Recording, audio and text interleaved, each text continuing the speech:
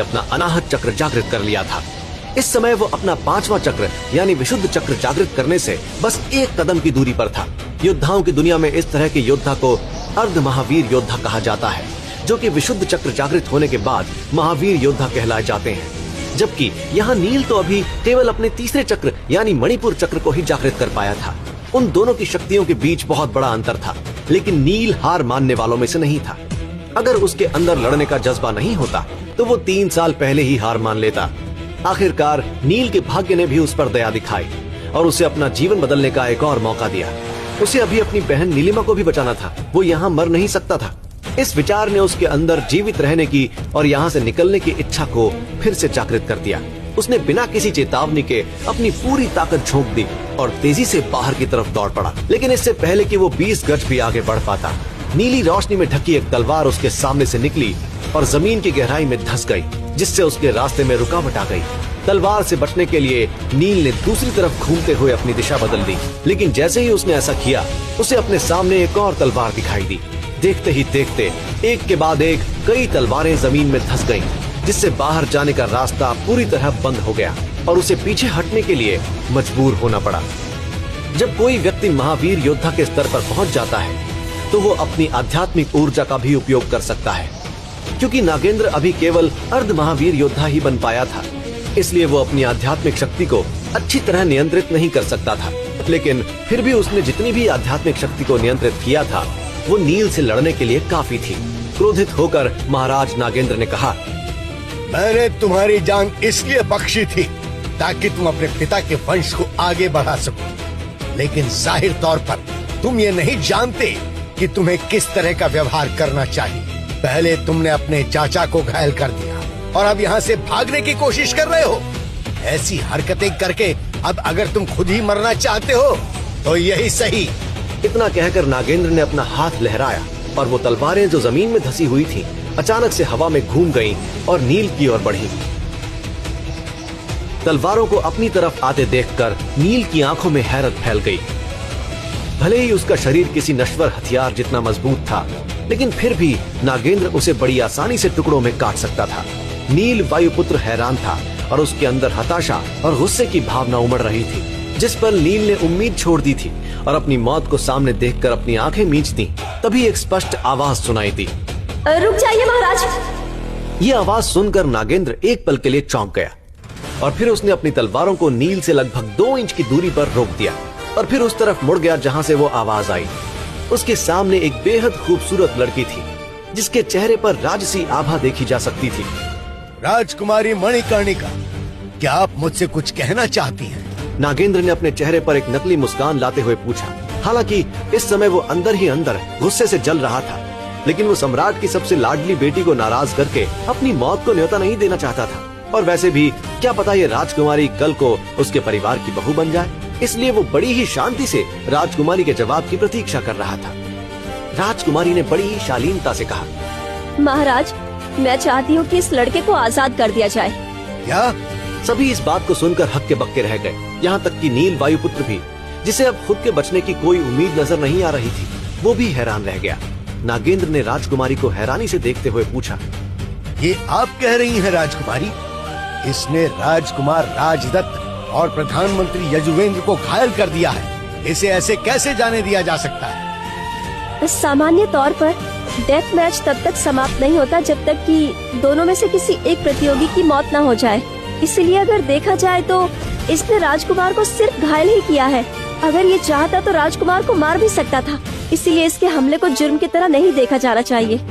राजकुमारी के लहजे में सम्मान और बात में दृढ़ता झलक रही थी। लेकिन राजकुमारी, नागेंद्र आगे कुछ कहने ही वाला था कि तभी यजुवेंद्र, जो काफी देर से ये सब कुछ देख रहा था, तुरंत ही नागेंद्र के पास आकर बोला, महाराज, मुझे लगता है कि राजकुमारी सही कह रही हैं। क्या मतलब है तुम्हारा?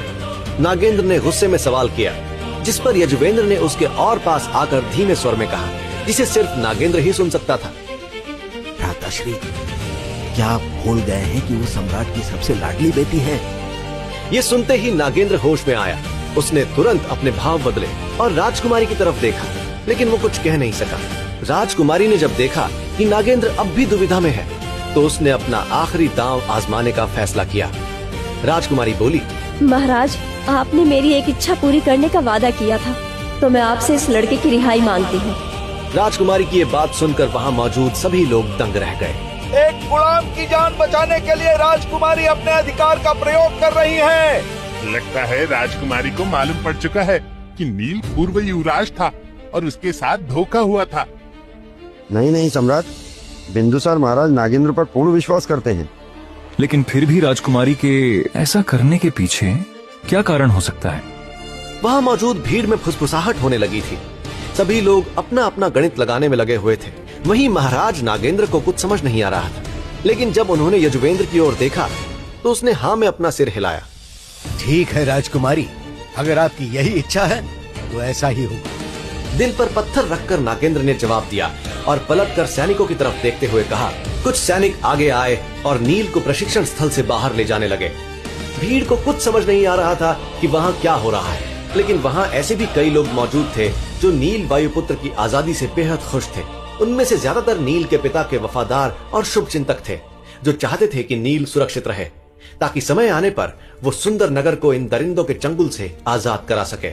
लेकिन उसे भी समझ नहीं आया कि राजकुमारी ऐसा क्यों कर रही है। वो तो आज से पहले कभी मिले भी नहीं थे।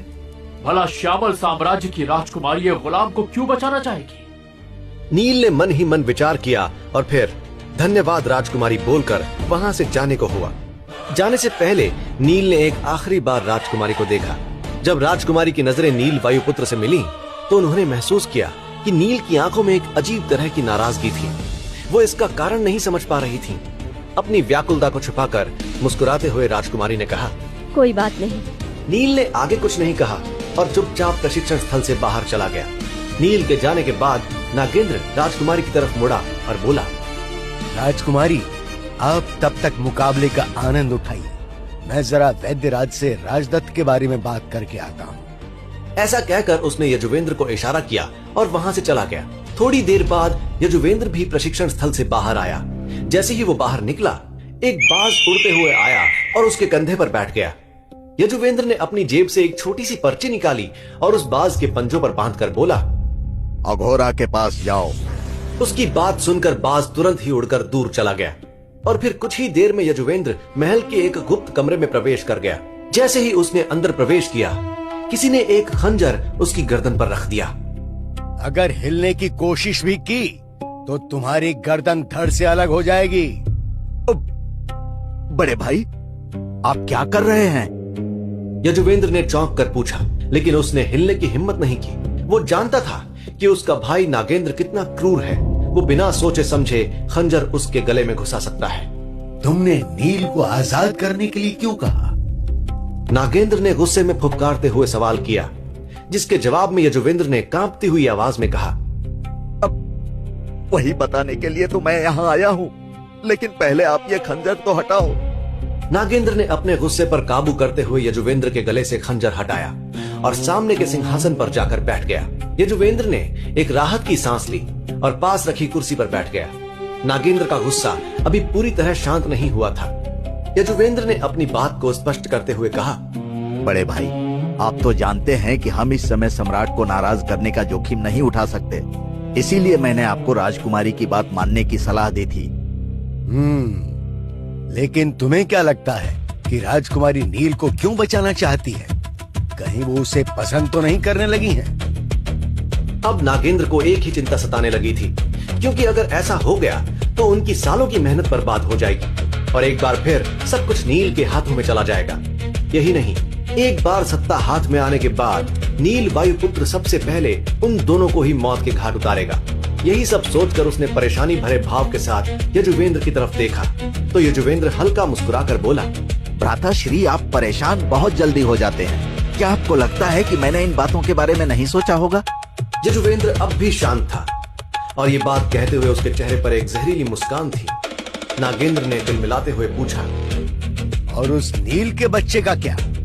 हम उसे ऐसे नहीं जाने दे सकते। आपको लगता है कि मैं उसे इतनी आसानी से जाने दूंगा?